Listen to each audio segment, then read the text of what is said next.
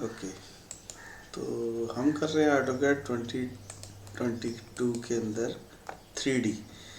तो 3D के अंदर बहुत सारे लोग ये सोचते हैं कि हम कोई अगर हमने एक मॉडल बना दिया कोई भी, तो हम उसको एडिट नहीं कर सकते। तो मेन बेसिकली सॉलिडवर्क्स और इसके अंदर डिफरेंस यही माना जाता है कि सॉलिडवर्क्स में हम एडिट कर सकते हैं, इसमें हम एडिट नहीं कर सकते। पर ये सच नहीं है, क्योंकि हम सॉलिडवर्क्स के जैसे हम सॉलिडवर्क्स में चेंज करते हैं वैसे ऑटोकैड में भी एडिट कर सकते हैं। थोड़ा सा हमारे को अपना दिमाग लगाना पड़ेगा बस।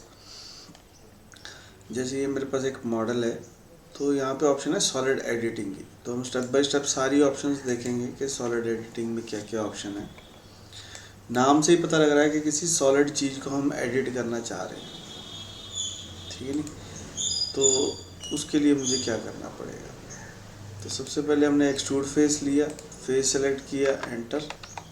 जितनी वैल्यू दे देंगे उतना ये और एक्सट्रूड हो जाएगा। मीन्स पहले जितनी वैल्यू है वो प्लस 150 और, ठीक है। तो एक्सट्रूड फेस लिया, फेस सेलेक्ट, वैल्यू, और टेपर एंगल दे दूंगा अगर मैं 15 डिग्री, तो ये 15 डिग्री टेपर भी हो जाएगा। फेस सेलेक्ट, वैल्यू, एंड अगर माइनस में टेपर एंगल दे दूंगा तो ये माइनस में हो जाएगा। और अगर मैं टेपर एंगल 0 कर देता हूँ तो ये स्ट्रेट हो जाता है। Extrude face, face select, face ध्यान से सेलेक्ट करना है बस, ठीक है।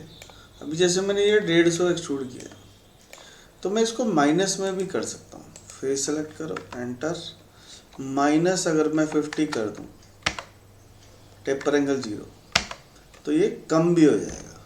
यानी ज़्यादा भी हो सकता है, कम भी हो सकता है, ठीक है। तो एक चीज़ ध्यान से देखो, ये फेस सेलेक्ट किया मैंने, एंटर, और मैंने इसको कहा 150 माइनस होना है मेरे को, एंटर, टेपर एंगल 0, एंटर। तो वो उसको नीचे वाले से कुछ मतलब नहीं है, उसको अपने फेस से ही मतलब है।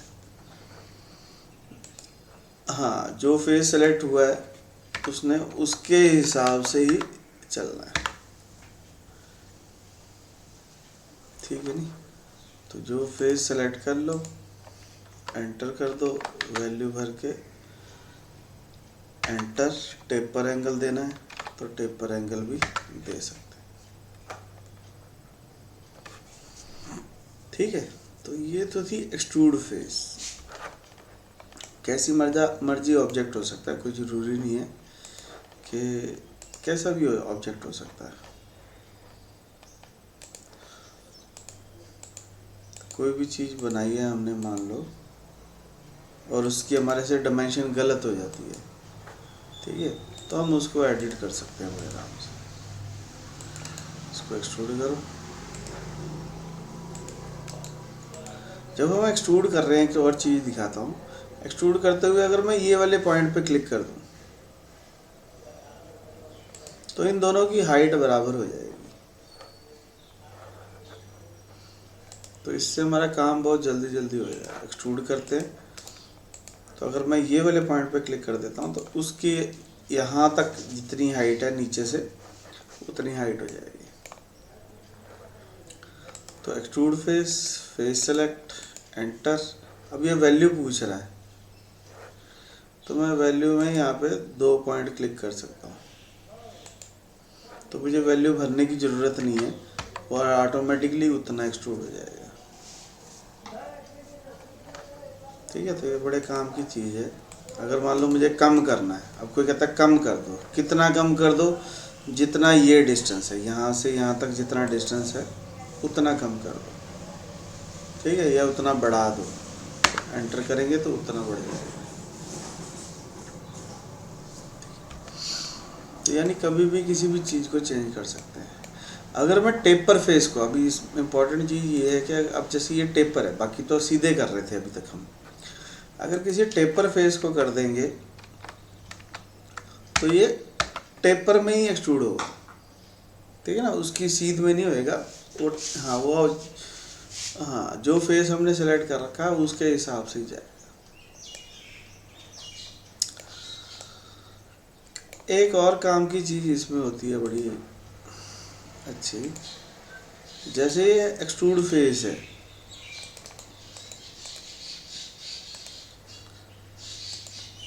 इसके जैसे ही एक और होता है मूव फेस। मूव फेस का काम क्या है, उसका भी काम वैसा ही है जैसा, नहीं सॉरी, मूव फेस नहीं चाहिए हमारे को, ऑफसेट फेस चाहिए। ठीक है, ऑफसेट फेस, मूव फेस भी बताता हूँ क्या होता है, पर हमारे को ऑफसेट फेस चाहिए। ऑफसेट फेस का काम भी बिल्कुल सेम है, ठीक है, पर फ़र्क क्या है, मान लो मैंने किसी चीज़ को एक्सट्रूड फेस करते हुए टेपर एंगल दे दिया, ठीक है, तो अगर मैं इसको एक्सट्रूड फेस दोबारा करूँगा तो ये मेरे से टेपर एंगल फिर से पूछता है। अगर मैं सीधा कर देता हूँ तो वो सीधा, जीरो कर देता हूँ तो सीधा जाता है। पर ऑफसेट फेस में क्या है, ऑफसेट फेस में जो मैं फेस सिलेक्ट करता हूँ तो ये टेपर एंगल नहीं पूछेगा, ये नीचे वाले फेस को मेंटेन करेगा।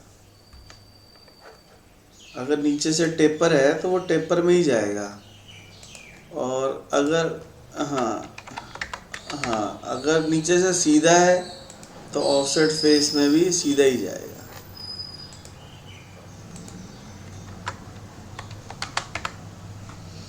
ठीक है ना, तो यानी कि अगर नीचे वाला टेपर मेंटेन करना है, जैसे ये फेस है तो इसकी अगर मुझे टेपर मेंटेन करनी है नीचे वाली, और मुझे नहीं पता ये कितने डिग्री पे है, तो मैं ऑफसेट फेस लूँगा, तो ये नीचे वाली टेपर को मेंटेन करेगा। अगर मुझे टेपर मेंटेन नहीं करनी या कोई और टेपर एंगल देना है तब मैं एक्सट्रूड फेस सेलेक्ट करूँगा। तो बेसिकली हमारे को डिफरेंस समझ में आना चाहिए कि एक्सट्रूड फेस में और टेपर फेस में, ऑफसेट फेस में फ़र्क क्या है, कि एक्सट्रूड फेस में हमारे को टेपर एंगल पूछता है वो, ऑफसेट फेस में टेपर एंगल पूछता नहीं है, नीचे अगर सीधा है तो सीधा जाएगा, नीचे टेपर है तो टेपर पे जाएगा।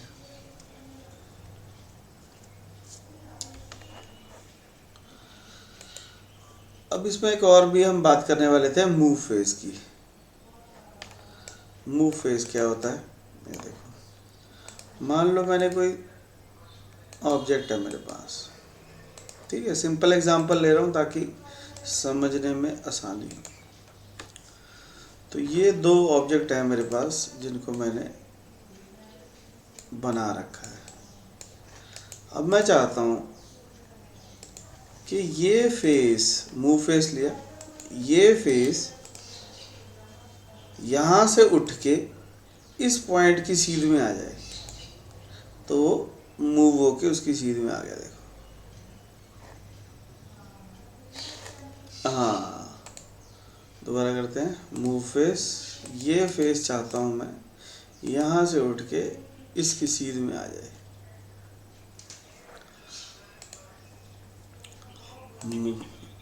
हाँ, पीछे वाला भी कर सकते हैं और इसको पीछे भी कर सकते हैं, ये फेस उठ के इसकी सीध में आ जाए, या ये फेस उठ के इसकी सीध में आ जाए। अब जैसे एक बड़ा है एक छोटा है, तो मूव फेस, ये फेस उठ के यहाँ आ जाए, तो ये दोनों बराबर हो गए। तो मूव फेस का बेसिकली काम है कि किस फेस को उठा के किधर तक चाहिए, ठीक है। मूव फेस, फेस सेलेक्ट, कहाँ से उठा के कहाँ पे चाहिए, ठीक है। ये था मूव फेस। अब हमारे को एक्सट्रूड फेस भी समझ में आ गया, मूव फेस भी समझ में आ गया, ऑफसेट फेस भी समझ में आ गया। नेक्स्ट हमारे को करना है एक टेपर फेस और रोटेट फेस। तो ये भी दोनों बड़े काम के हैं। तो हम क्या करेंगे, इसको ऐसे रख लेते हैं,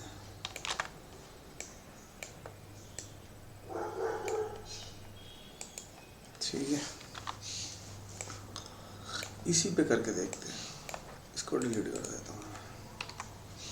तो यहाँ पे हमारे पास एक ऑब्जेक्ट है, ठीक है।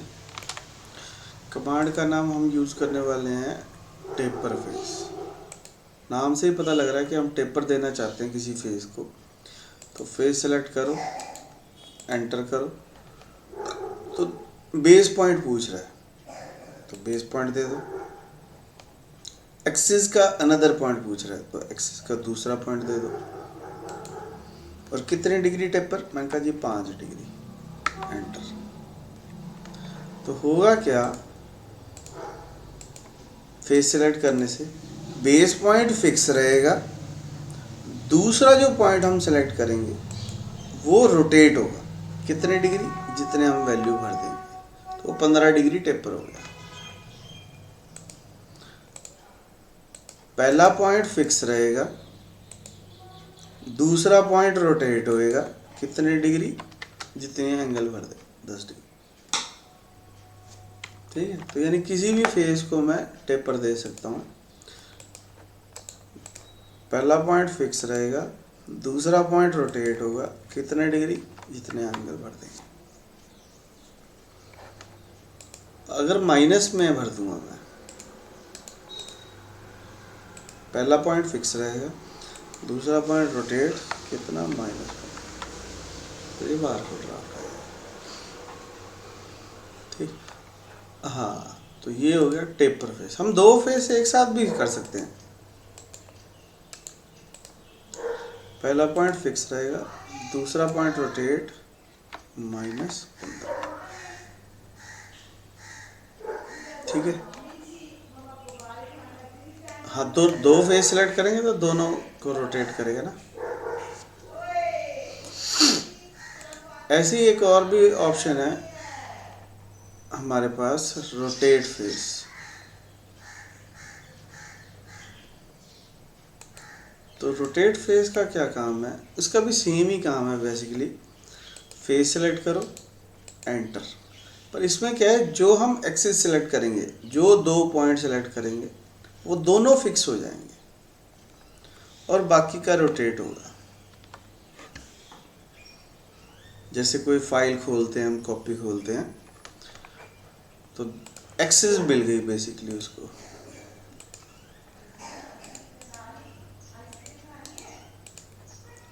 जो 2 पॉइंट सेलेक्ट करेंगे उसके हिसाब से बाकी का रोटेट हो जाएगा।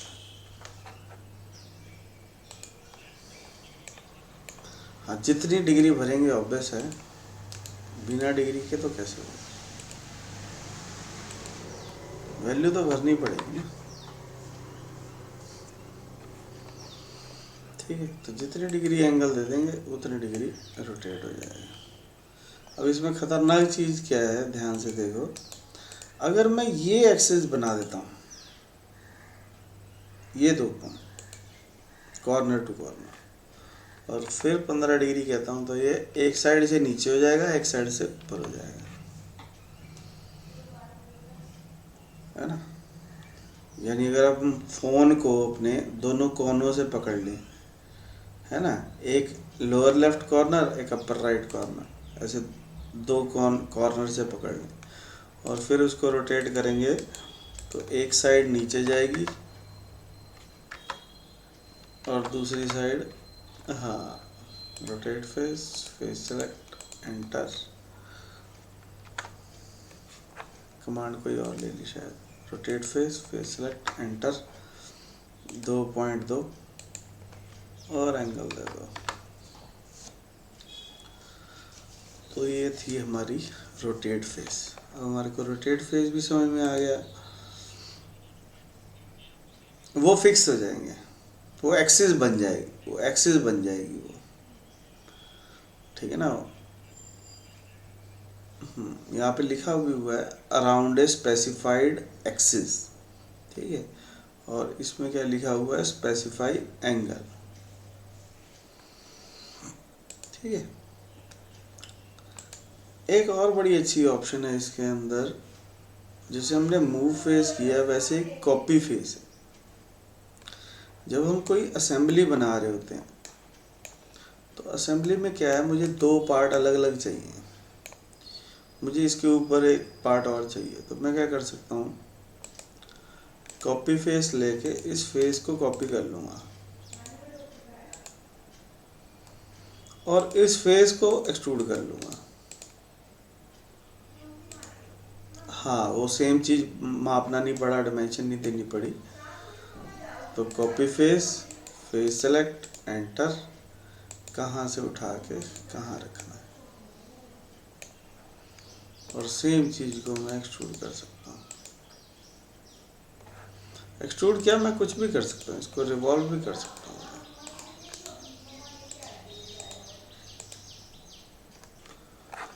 और रिवॉल्व, ऑब्जेक्ट सेलेक्ट, एंटर, इसको एक एक्सिस चाहिए,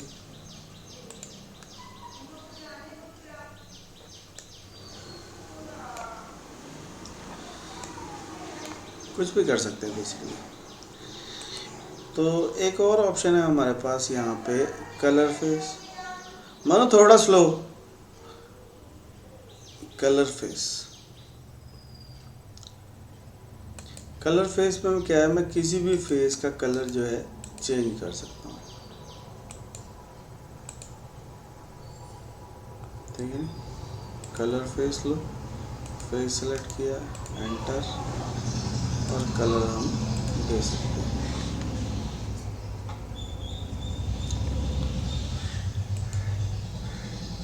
एक और बड़े काम की चीज़ है यहाँ पे, डिलीट फेस।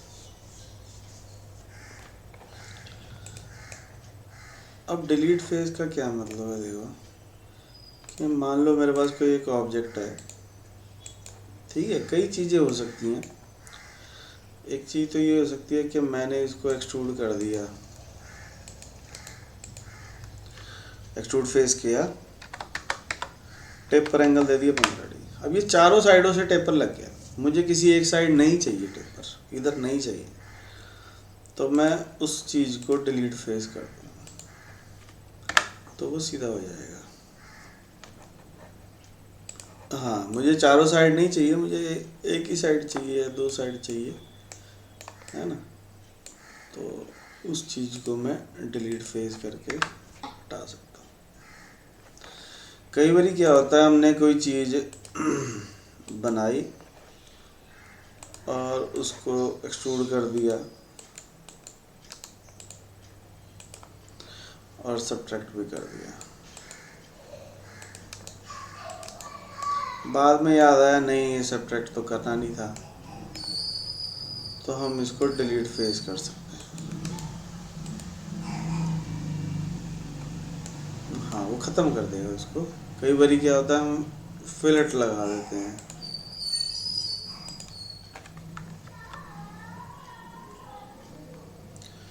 मान लो 25 का फिलेट लगा दिया मैंने, रेडियस 25, ठीक है। बाद में याद आया नहीं रेडियस चाहिए नहीं है, तो हम डिलीट फेस करके, डिलीट फेस लो, फिलेट को सिलेक्ट करो, एंटर, तो वो फिलेट जो है ख़त्म हो जाएगी, ठीक है। तो डिलीट फेस से भी हम कई चीज़ें कर सकते हैं, जो चीज़ हमारे को नहीं चाहिए, टेपर नहीं चाहिए, एक्सट्रूड नहीं चाहिए, तो उस चीज़ को मैं ख़त्म करके सीधा कर सकता हूँ, ठीक है। तो ये हमारी थी कुछ कमांडें जो हम डेली रूटीन में यूज़ करके अपनी स्पीड को काफ़ी इंक्रीज़ कर सकते हैं 3D बनाते हुए। और बहुत सारे लोग जो ये सोचते हैं कि ऑटोकैड में एडिटिंग नहीं हो सकती, उनके लिए भी ये बहुत अच्छी कमांडें हैं जिससे हम किसी भी सॉलिड को एडिट कर सकते हैं, ठीक है नहीं। तो मेरे ख्याल से समझ में आया होगा। अभी और भी हमारी कई ऑप्शन है, तो चैनल को सब्सक्राइब कर लेना है, बेल आइकन भी दबा देना ताकि नेक्स्ट ट्यूटोरियल जब आए सॉलिड एडिटिंग की कंप्लीट वीडियोस बनाएंगे। 3D की हम बना रहे हैं, आज हमारा ये 4th ट्यूटोरियल था। तो एक्सट्रूड, रिवॉल्व वगैरह हम कर चुके हैं, पहले वाली वीडियो नहीं देखी है तो डिस्क्रिप्शन में लिंक है, जाके देख सकते हैं। और इस वीडियो में सबसे अच्छी कमांड आपको कौन सी लगी सॉलिड एडिटिंग की, तो वो कमेंट बॉक्स में ज़रूर लिखना। कोई दिक्कत आ रही है तो वो भी कमेंट बॉक्स में लिखो, कोशिश करेंगे नेक्स्ट ट्यूटोरियल में उसको सॉल्व करने की।